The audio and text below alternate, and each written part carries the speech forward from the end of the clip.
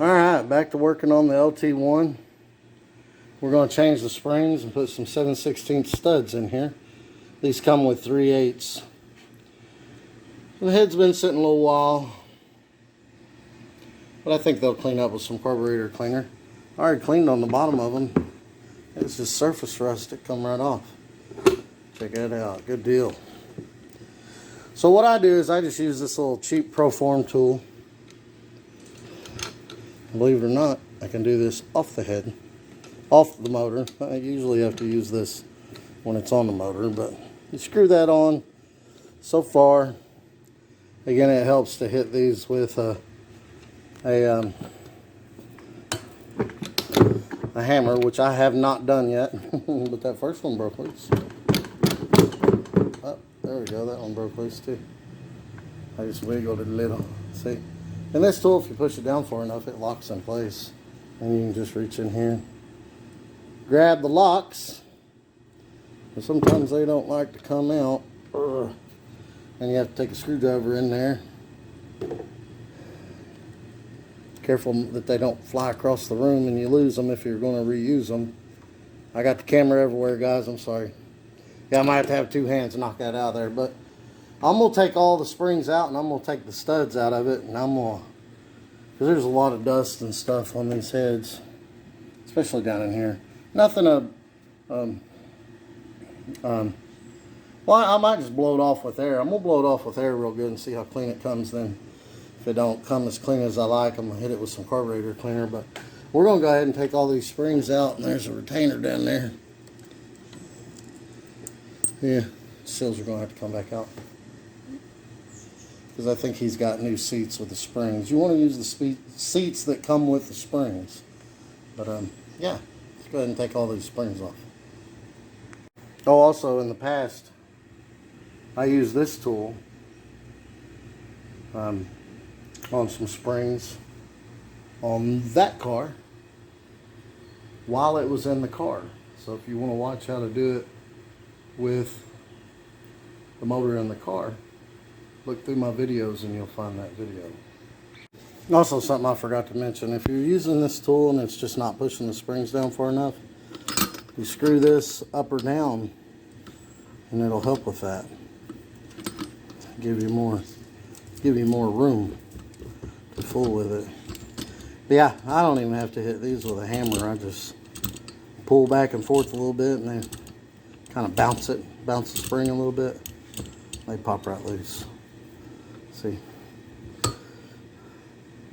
But you can adjust this perfectly so when you pull your handle down and it locks, it'll be low enough. See, that's actually a little too low, but oh well. Now you're reusing these springs anyway. They're going in the garbage. They've got rusted a little. But yeah, pretty much it. Almost done with this head. Alright, there we go. All the springs are off. Now I'm going to hit it with an impact. Get these springs up, or the studs. It's too hard to hold the head and break those loose at the same time. So just smack it with an impact. Alright, we got all the studs out. Now, and I pushed all the valves down just so there's a hole there. And I'm going to hit it real good with some compressed air. My little air compressor. See if we can't get it to clean up real good. Alright, I hit it with compressed air. It's not getting it all out of there. So I'm going to go tomorrow after work and get some carburetor cleaner. But right now I'm going to go ahead and pull these seals out. When you pull the seals out, the valves pretty much fall out. And I've been setting them over on the table, and I'm going to set them over on the table in order. So I took this one out right here, and it went on the table right there. Not sure if you can see that or not. It's just to the left of that torque converter. Ooh, that'd make you dizzy. But yeah, I'm gonna take them all out. I'm gonna set them all in order. I'm gonna remember the way I had the headset, and I'm gonna put them back on, put them back in, and then put them together after I spray it off real good with carburetor cleaner. But today I'm just gonna take the seals off, and then disassemble it. Because I mowed the grass today and I had to do plugs and wires on the Equinox because the plug wire got on the EGR tube and burned it. So I went ahead and replaced all the plugs and plug wires in that. And I mowed the grass, so I'm a little bit tired today after a full day at work. And yeah, go ahead and pull these out. Set the valves over there and we'll get some carburetor cleaner tomorrow. We'll spray it down real good and we'll see how clean we can get it. Also, before I call it a day, you got these little reacher magnets. Oh crap, I dropped my bolt magnets. You know, they extend out. You gotta have a magnet, because sometimes them retainers, them locks, get down in the retainer, you can't get your hand down in there and fish them out. You put a magnet there and pulls them right out. But yeah, gotta have a magnet. This is what I use. It works awesome. Alright, just to recap a few things. We compressed the spring with the spring compressor tool. Y'all saw me do that. Then these little locks go down in this retainer. Just like that. Angle side down. Just like that. There's a little groove right here that catches the tip of the valve stem. There's a groove in the tip of the valve stem, and that catches it, and it holds it in this little retainer. This is your retainer. And see how it's kind of beveled? It pushes those locks into that valve stem and locks it in. And then you got your spring. I already took this off, that's why it fell off. And then you got this seal. And that seal, they're kind of hard to get off. They make a tool for that, but I just used a pair of vice grips. That's why I have this rag right here. I just used a pair of vice grips and barely grabbed on it and then went like that. And some of them were a fight, but eventually it came off. Don't squeeze too hard. You'll mess this up. You just want to squeeze a little bit enough to grab it. And then some of them I had to take a screwdriver and pry under the ledges like that, a big long screwdriver. They make a tool for that, I just don't have it. Now, once you got that off, there's your locator. I call them seats. And that's pretty much it. Both heads are completely disassembled. I gotta take all these off real quick.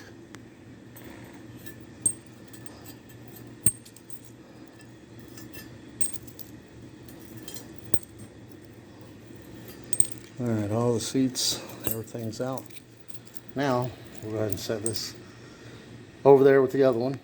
Alright, I set both heads just like that. That's the way I took the valves out of them. This one on the right, this one on the left. Then we come over here, and this is the way I set the valves. I got them all in order, the way they'd go back in the head, like the heads are sitting. This is the right, this is the left. So these, they go in that very back head. And then these, they go in that head that's facing us. Now some of these valves had surface rust on them. I guess water got down in there, I don't know how long. These parts have been setting, it looks like they've been setting for a while because there's rust on everything that I've been having to clean off. But this one, it had rust on it too. And I was able to just wipe it off. Hopefully that's the case, because if those are pitted any, I'm going to have to get some lapping compound. I'm going to have to clean that off and then get some lapping compound and re-lap these valves. And that's why you want to put these valves back where they came, because these valves are lapped to the seats of the head. And they're not all going to be identical. And you don't want those to leak. And here's where the lock goes. That little ledge I said inside the locks, that's where it goes to hold the valve in. Yeah, you see rust got in the seats too, so rust must have got down in those. And like I said, if it's pitted, I'll have to re-lap those. And if lapping don't fix it, the seats are probably going to have to be changed. And then another valve job. But we'll see. I mean, they put that purple stuff on there. I would assume that's to keep it from rusting. But obviously it did not work very well. Well, actually it did work pretty good on the valves, because this valve right here was like that and it wiped right off. Let's see if it'll wipe off the other one. It's actually wiping off pretty good, but I'm going to put some of that penetrating oil blast off and let that soak and wipe them off tomorrow. See what happens. I'm going to spray some down in the head where it's rusted too. Well, I talked Luke into taking his heads to the machine shop and getting those redone, getting a new valve job on them, and having the seats and the valves checked. Alright, Luke got his heads back from the machine shop. Then he got the oil pump and the screen and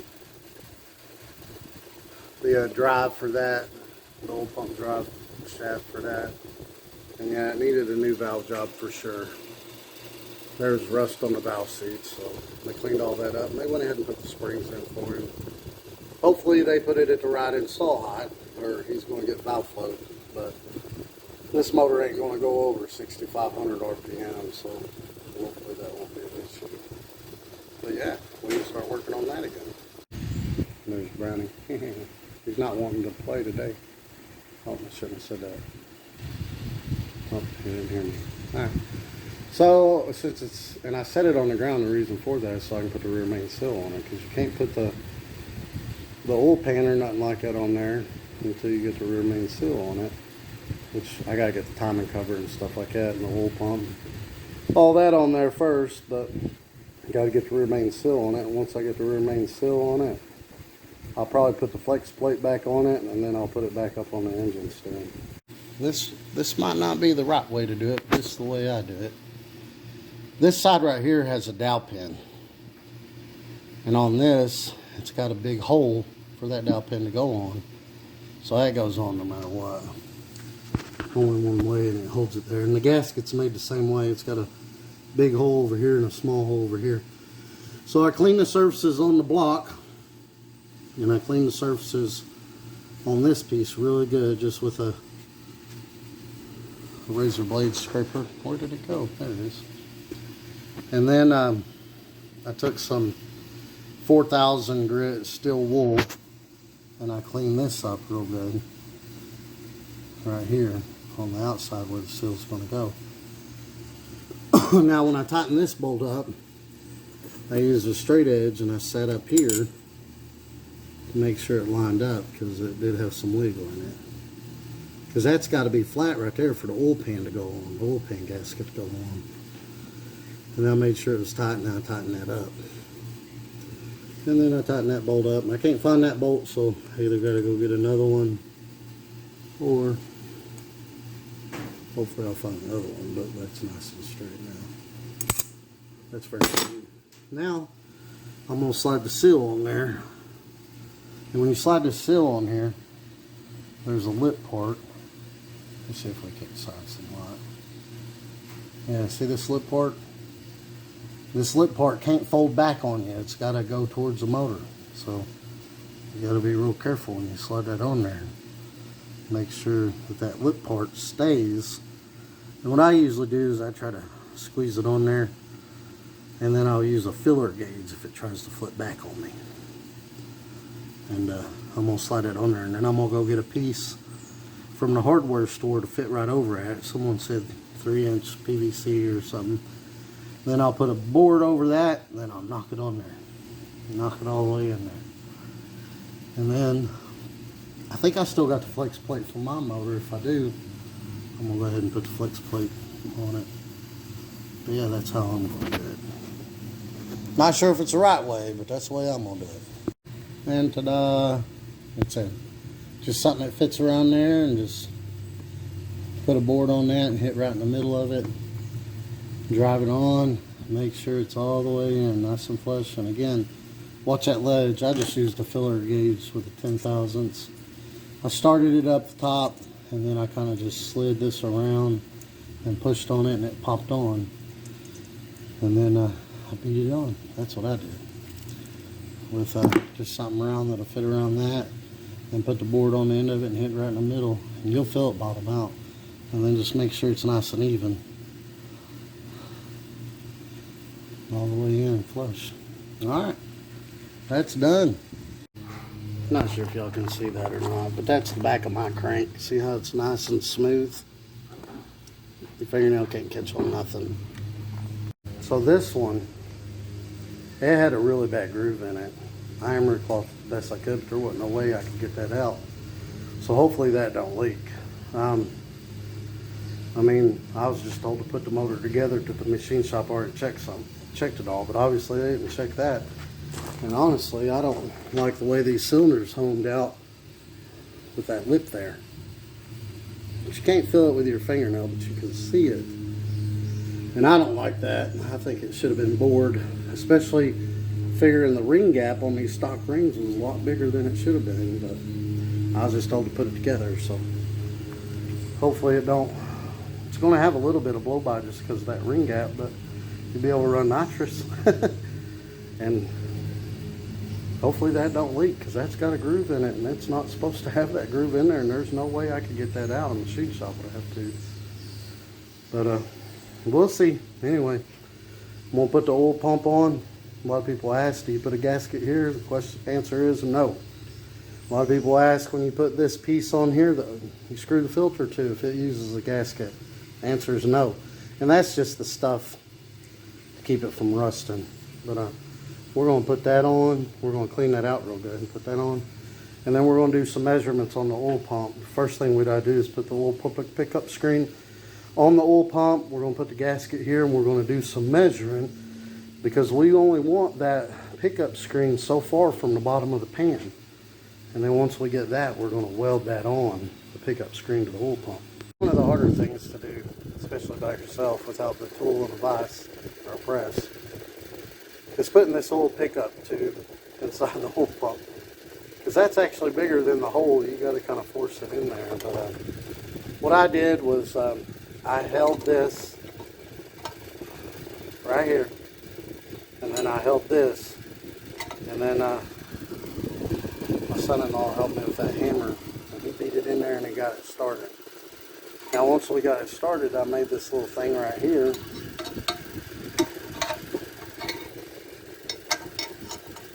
And we put it like that, and then I held this straight, and then he was just able to go to town right there on the wrench with that big hammer.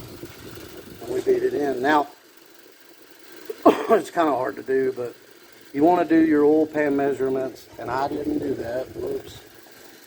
You want to do your oil pan measurements and try to get that as close as you can, but that'll spin in there. It'll spin if I need to move that any. But I just eyeballed it the best I could, and that's about where it goes. So we'll do our oil pan measurements and we'll see where it's at. If not, we're going to twist it some.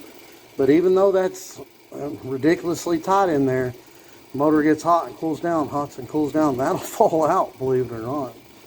They make this bracket for the 5/8. They don't make it for the 3/4, but they make a bracket that bolts on here and squeezes on this and clamps on it and holds it. But we're just going to weld it, just tack weld it in one little spot just to hold it. But I've seen the tack welds come off too, because this is cast iron, and this is yeah, that's cast iron, so it doesn't stick real great. But we'll see. We'll take our measurements, turn this if needed, and then tack weld it on.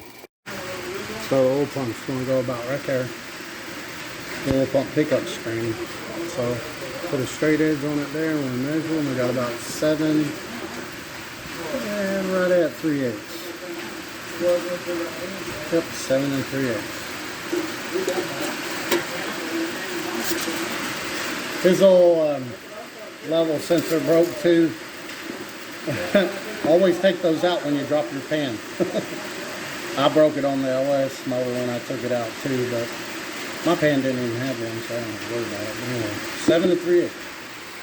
So when you put this on there, put your gasket on, because remember we measured with no gasket, so we're going to put the gasket on this side. And you want a 1/4 inch to a 1/2 inch. So I'm not sure if you measure from here or measure from there, but anyway, we got a 1/2 inch there, and we got 3/8 there, because it comes up to 7 there, and then down here it's 6 7/8. So we got 3/8 to a 1/2 inch. So that's what we're going to roll with it. And I did have to spin it some. I just grabbed it with some channel locks. And now we're going to take it back off. I just tightened that a little just to make it flat. Now we're going to take it back off and tack it with a nickel rod, because that's cast iron. So I lied. I never use a gasket on these, but there was a gasket in the kit, so I'm going to use it. It's just a round gasket, a big hole in the middle of it, and 2 holes on the outside. Put this on the motor side. And yeah, here, I'll take it out. When you tighten these bolts up, tighten up them up even so you don't warp this. But see, and that's what the gasket looks like.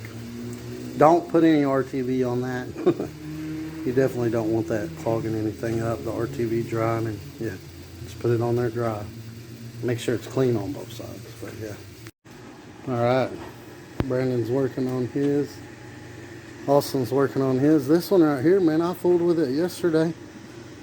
I got it idling good, and then it cooled down and it wouldn't start. It wouldn't idle again. I went into the idle air control desired and did all that and set that about where it should be, and it's just when it's cold it won't idle.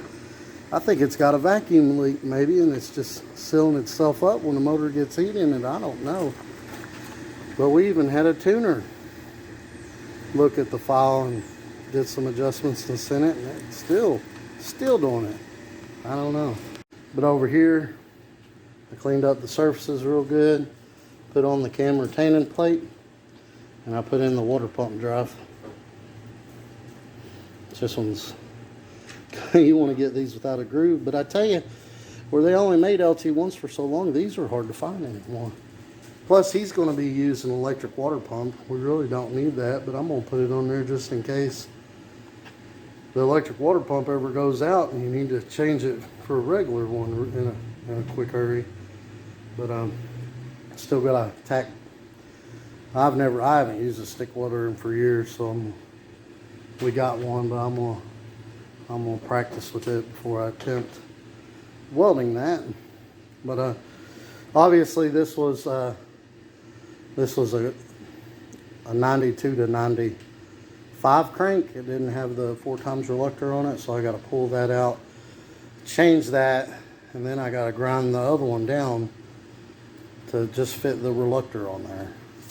There's a 4x reluctor that goes on there, and then the 95 to 97 hubs are shorter, but they go on there and they push that up against there, and then the keyway is what holds it straight.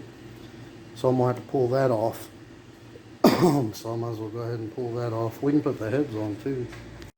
Alright, when you put your oil pump in, make sure you put your oil pump shaft in there first. The distributor turns that, or on these cars, it's just a little thing that bolts in up there. It's a little gear that meshes with the back of the cam, and it turns that, which in turn turns this. I'll show you that in a minute. But yeah, just put the bolt in there. I torqued it to 70 pounds, and I tack welded that in there, just like that. And on the LT1, this drops in the lifter valley in the back.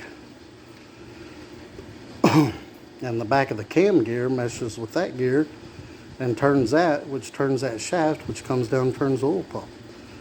But this one's been cracked. I don't know if y'all can see that or not. Let's try to zoom into it. I knew it was like that and I ran it. Luckily, nothing bad happened. This is why you want to buy the Tick Performance billet one. See, it's cracked there. And it's cracked there. See if that come off there and come off that bolt and jumped up out of there. Wouldn't have no oil pressure. Then you'd have serious problems. And it's best to get a new gear too. So we're going to use the one out of his car since this one's cracked. Alright, I cleaned everything up real good and I'm putting the heads on. So these heads say this side up. So make sure you put this side up. That's the case. Now, these heads, gaskets, it don't matter which way they go on because they got holes. And the same holes on this side as they do on this side. Just keep in mind there ain't holes up here for these. So if your head gaskets ain't the one, they go either way. And this has some really sticky material on it. Just helps the Head's still better. But yeah, got all that on there, and then make sure your dowel pins are in. And sometimes pushing these head gaskets over these dowel pins can be a nightmare. Now these heads, it don't matter which way they go on either. But keep in mind, you got a water temp sensor here, so if you got a head that don't have that in there, put that on this side. Also on this side, your ICM coil and some ground wires go up here. Keep that in mind. But yeah, let's go ahead and drop them on there. Again, make sure these dowel pins are in the block or in the head. It's better to have them in the block. See there and there? They will come out. Or, yeah, they will come out. Then you just put it up there. You line it up here at the top. And just move it around till it drops down on them dowel pins. And it's on. And we'll go ahead and set the other side on there too. Another thing you want to check is on some of the small block Chevy heads, this one will go into a water port. And if your heads are ported, this one will actually go into the intake port, believe it or not. Like my LT2 heads, they went into the intake port. If that's the case, you want to use some kind of sealer on your studs, your rocker arm studs. But see, none of these go through. Look, every one of these has been helicoiled. Ain't that something? I don't know. Unless it's supposed to be like that. I've never seen one like that. But anyway, we'll drop this head on. Alright, these are ARP bolts. They are reusable.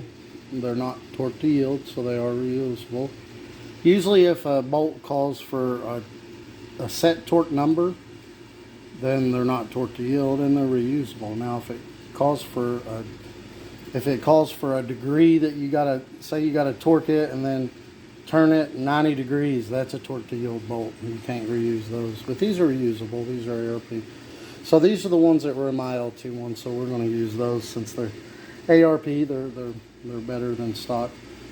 So I'm just going to clean them up real good. But you'll notice we got short, long, and medium. And I'll show you where those go.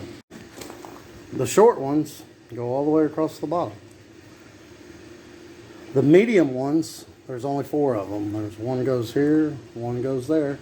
Same thing on the other side. So there's only 4 of those. And then the rest of them just go through here.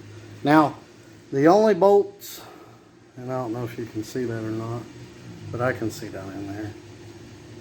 See, that one dead ends. The only bolts that don't go into a water jacket are these. The rest of these all go into water jackets. So you want to use some kind of sealant. Yes, I don't know if you can see down in there, but I can. That goes into a water jacket. You want to use some type of sealer. I use that PTFE sealer. And on these ones, I just use the ARP lubricant. But you definitely want to use the sealer or the lubricant. You definitely want to use the sealer on the water jacket ones. I've built a few motors and not even used that. I just used oil to lube them, and it worked just fine. But you're better off to use the sealer on all of them except for the top 4. And you can even use it on those if you feel like it. But those don't go in a water jacket, so those just need, you know, the ARP lubricant. The rest of them, they go into a water jacket. All these across here, and all these across here. Actually, if you've ever took the car out, the motor, if you took the heads off with the motor in the car, you'll know that as soon as you take these balls out, water pours out. But anyway, so there's, and that was, I don't know if I took that out or not, but I got one. So this is the oil coolant temp sensor for the gauge. The one, the water pump, runs the ECM. So that one goes on the front driver's side. That's where we've got it. So I just put the heads back on the way they come off. It's because it makes things easier, because back here, there's a steam port that runs from here over to here, and then up the intake rail to the radiator. Well, through the throttle body, then to the radiator usually, but Most people bypass the throttle body. Keep the heat out of the throttle body. Helps a little with horsepower. It's one of the bolt-on free mods. But yeah. So I'm going to clean the bolts up. And I'm going to put the bolts in. And I'm just going to barely hand tighten all of them first. But that's after we put the sealer on them. But I'm going to save that for another day because I'm tired and hungry. I'm going to go eat. Y'all have a good day.